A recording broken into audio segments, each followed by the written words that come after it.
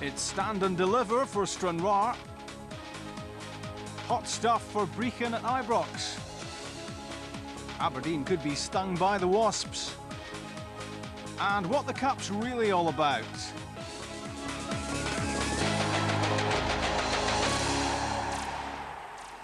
Hello, Friday Sports Scene's back after its winter break as the big guns begin their campaign in the Tennant Scottish Cup.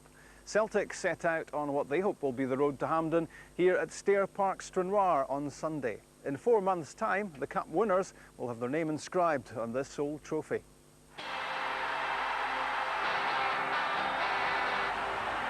Cropper makes it number 2 for Hart.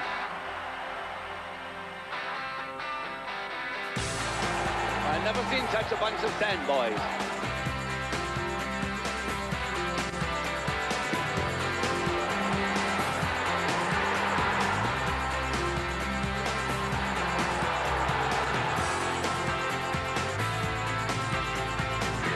There's a kiss and there's a cup.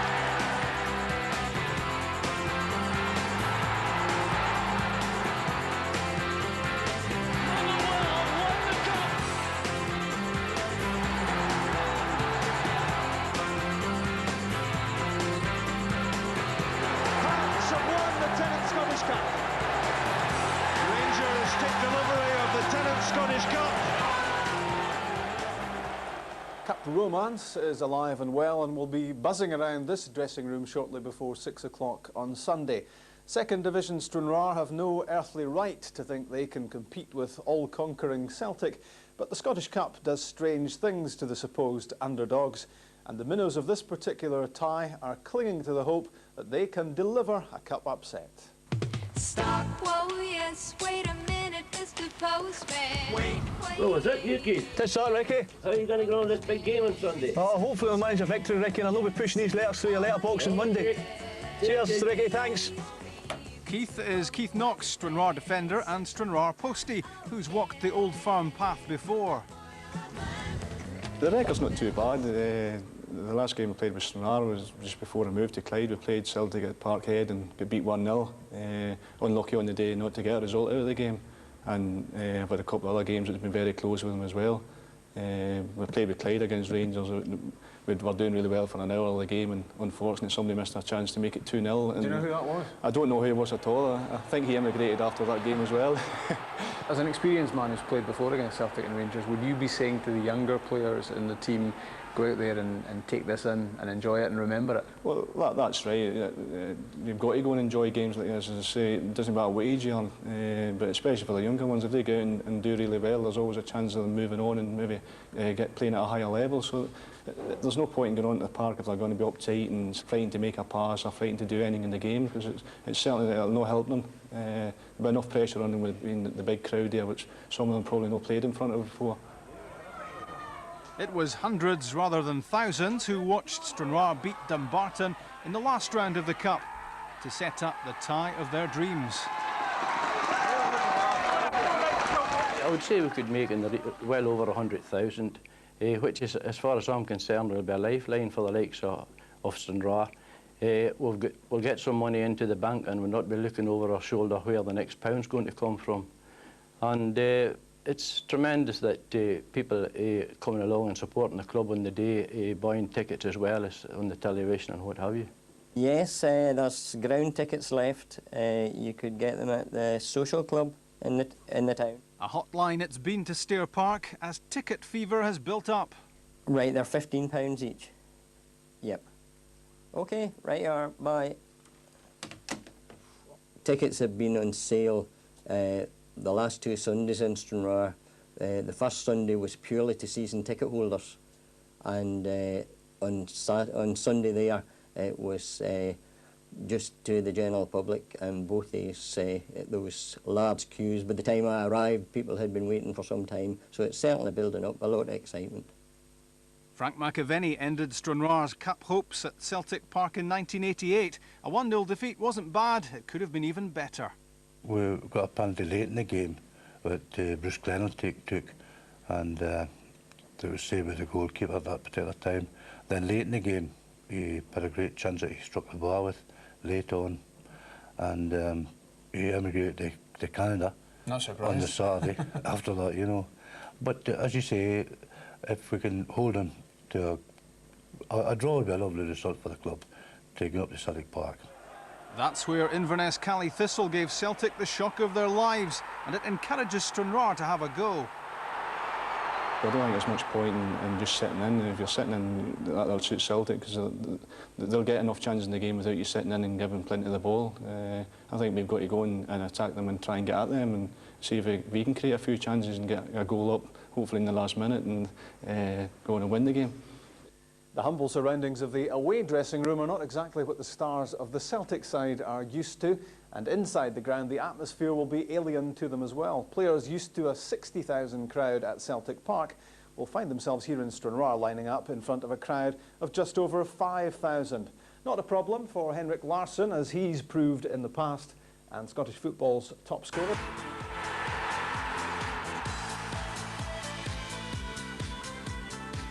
A lot of time and effort have gone into getting this game on here at Stair Park tonight, including the arrival of state-of-the-art temporary floodlighting to enhance what they usually have got here at Stranraer.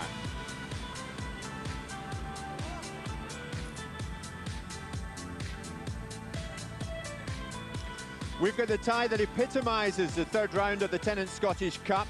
There were less than 600 here to see Stranraer reach this stage, but tonight Stair Park will house nearly 10 times that many for Second Division Stranraer against Premier League leaders Celtic.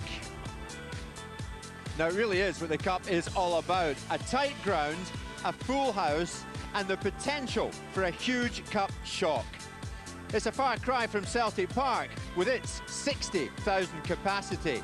But this is where Celtic's Cup run will begin, where one wonders, will it end?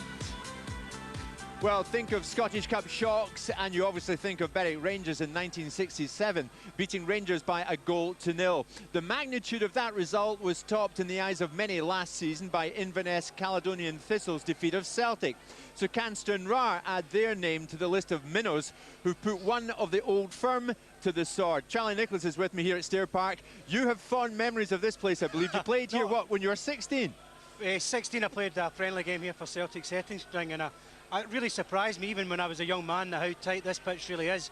You know, I always thought in the Premier League at Motherwell was tight. This is really tight tonight. This will be a big surprise for Celtic, who like playing with wide men. And Celtic then had to change their game, presumably. Will the Celtic tonight have to change their game? No, I don't think they will. I think Martin does prepare to play with two wide men. Agatha and Petter, I think, will play tonight. Davy Provan will bring his formation later on, but I think Celtic will go with a normal formation. It's been a winning formation so far for Martin and his players, and I don't see why he should change it. Stranraer, on the other hand, under Rob McLean, will look at every opportunity in the Celtic half to throw the ball in diagonal, short. They'll be throwing it in every time and try and upset Celtic tonight. Back when you were 16, was it a big win for you that day? Yeah, it was actually. I think I bagged a 4 or 5 that day. That was the days when I used to score goals and could run. You can still run, to be fair to you. Only when I'm going away from you, that's it. Well, Charlie, Stranraer can surely take the bench tonight, therefore Tom Boyd starts. And also Paul Lambert is back after a long-term injury. He's on the bench tonight too. The home team, well, they've got no fitness worries whatsoever. Stranraer manager Billy McLaren considers this to be his strongest starting 11. Up front, it's the strikers who scored the goals which took the club to this stage. Paul Walker has scored 12 this season. Partner Ian Harty has grabbed 1 more. Playing just off the front too is local boy Alan Jenkins. Included in the midfield pack just behind him is Billy McDonald, who is a Partick Thistle player, was famously sent off for booting Paul Gascoigne in a Premier League match in 1996. At the back, Keith Knox is now in his second spell at his hometown club. In his first, he played against Celtic in 1988 in the Cup, when a Frank McAvenny goal separated these two clubs in Glasgow. Only one player to have started last year's disaster against Inverness Caledonian Thistle starts for Celtic tonight. That's Tom Boyd, who is also the only player in the field to have won a Tennent's Scottish Cup medal. He did it at Celtic in 1995 and with Motherwell as captain there in 91. Stilian Petrov is unavailable because of international duty. Jackie McNamara, Neil Lennon and Alan Thompson make up the Celtic midfield tonight. Johan Mjalby has taken pain-killing injections but won't start the match. Paul Lambert is also on the bench after his long-term injury. Henrik Larsson and Chris Sutton will be given the job of tormenting the Division 2 side's defence. Well, Stranraer were founded in 1870, which makes the club 18 years older than Celtic. Celtic are, of course, well used to the big stage, but for Stranraer, this is their biggest night of all time. In sharp contrast to tonight's Sky Sports live event, a crowd of just 595 watched Stranraer overcome Dumbarton in the Tennent's Scottish Cup second round here at Stair Park. Stranraer. Then the Division 2 side won the lottery. Celtic. Within hours of the draw, every hotel room in the Irish ferry port had been booked up for this weekend. Cup fever had arrived in the southwest of Scotland.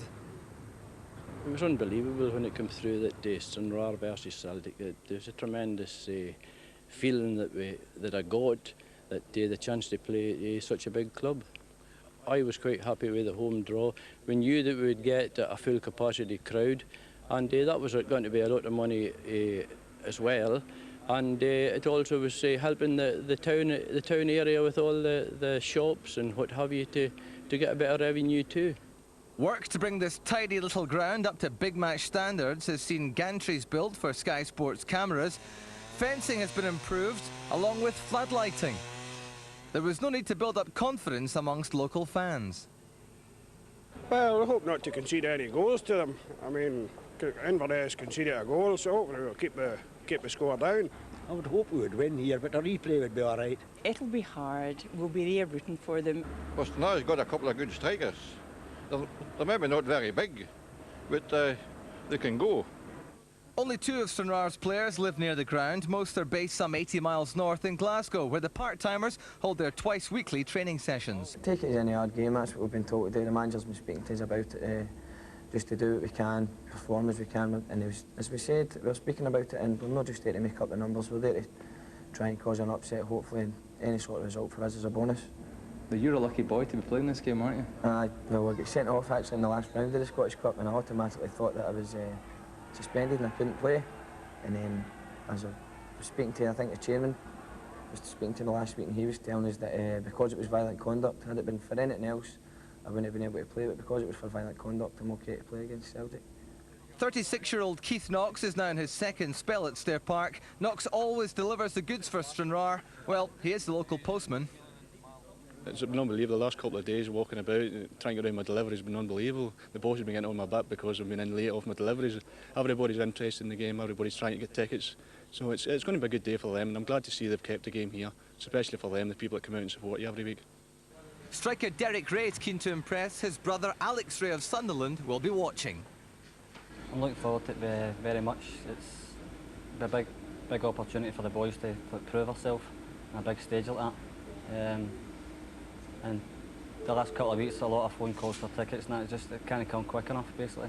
I noticed looking at your name on the team sheet, your middle name is Purlane, Derek Purlane Ray, named after the Rangers player. So does that tell us that there's no doubt that you're a Rangers fan through and through? Yeah, since an early age, we've always been. I played with the boys' club at under 10 level and up to under 16.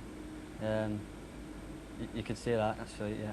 And I noticed your brother, Alec, at Sunderland, is also named after a Rangers player. That's right, Alex Scott. That's Alex Scott Ray. It just shows you that my dad was Rangers daft. Now, Alec is playing the best football of his career down at the Stadium of the Lights. Tipped for a Scotland place very soon.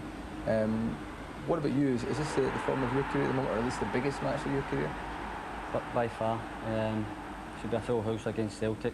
I'm looking forward to it very much.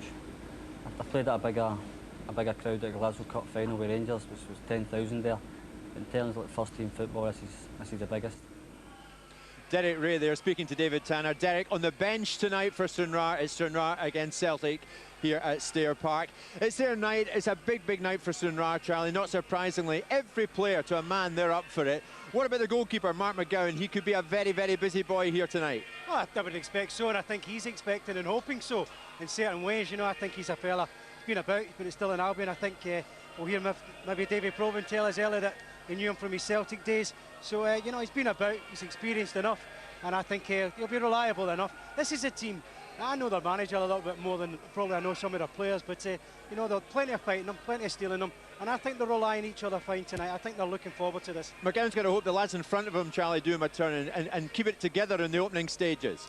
I think it really comes down to, I mean, the way Celtic have been performing in the first part of the season, I think it's really about the first 45 minutes. We've seen time and time again the big teams overhaul them with fitness late on, so the first 45 will be vital that they don't lose that first goal. Well, Charlie knows him. Billy McLaren, the manager of Stranraer. Let's hear from him now. He's with David Tanner. Billy, I guess this is the biggest night ever at Stair Park. How have the players reacted to the build-up to this game? Well, of course, they've reacted with great anticipation to the game. It's very exciting for the town, exciting as you can see around the place. It's busy, it's a hive of activity. We're not normally used to that. Did the players sleep well last night? I'm sure they did. They certainly went early to bed and had a long lie this morning, so I don't think there's any problems there at all. What about your chances in this game? I guess a year ago, if I'd said to you, you might have a chance, we'd have been sniggering, and then Inverness, of course, managed to get that historic victory at Celtic Park. So what chance do you give yourself? Well, we must have a fair chance, surely more than a fair chance. We have the history of Inverness fairly recently, beating Celtic, and it's our own patch. It's a tighter surface than they're used to, so all these things will contribute to a very possible upset. How will you play this game? I wish I could take the clock back and actually play the game, but that's not the case. We'll set out to match Celtic in the formation they play, and try not to be too deep, nor to be too high up the park. Middle ground, I guess. Can you predict how Celtic will play? I mean, do you feel as though they'll have to change the formation because of the nature of the field here? I don't know that they'll change the formation to begin with. That would be surprising, given all the reports we've had. And it may be that they may change the emphasis of the game.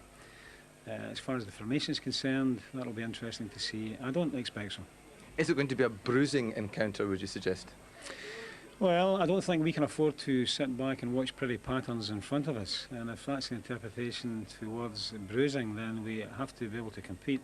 And I'll be very, very disappointed and surprised if we don't compete. It's going to be interesting, isn't it? Absolutely interesting. Billy, thanks. Thanks indeed. Absolutely interesting. Well, let's concentrate on Celtic now. And of course, Martin O'Neill has just come back from Florida with us at Stair Park tonight. And he's not really here to watch any of the Stranraer players, although I'm sure he'll know about them. He's here to make the fourth round draw for us after this match between Stranraer and Celtic tonight. Now, I wonder, how is Martin O'Neill feeling? Remember, this was the stage at which it all started to go wrong for John Barnes. How's it going to work out for O'Neill? It's Stranraer against Celtic. Now, there's not a lot of history between Stranraer and Celtic. They've met only 4 times, and Celtic have won all 4. The first of 2 Scottish Cup meetings was back in 1966. Celtic scorers that day, remember them? Charlie Gallagher, Bobby Murdoch, Joe McBride and Bobby Lennox. Last time out, it was much tighter. January 1988, Celtic won by a Frank McAvenny goal to 0. Now, Stranraer's Keith Knox played in that game in 1988. He was actually off the field receiving treatment when Macca scored, so he wants revenge at Stair Park tonight. And Charlie, you know Knox well, don't you? I know the postman, yeah, he's a local postman round about here. One of the fittest guys I've ever played with, actually, and that was me finishing my career, but gives everything. Great engine, his Knoxy. He actually missed a sitter. We were beating Rangers 1-0 in the live Sky game about 4 years ago, and he could have made it 2-0. We were the biggest scalp ever in Clyde's history, and he knocked it by the post. And later on, I had to dig at him. I says, "I can't believe it. You were time to be a national hero," and he showed me his Rangers tattoo after it. Lovely. Good old Knoxy. Well, Celtic, of course, they do not want any slip-ups here at Stair Park tonight. They want to win and go into the draw later for the 4th round. Let's hear from Martin O'Neill. He's with David Tanner.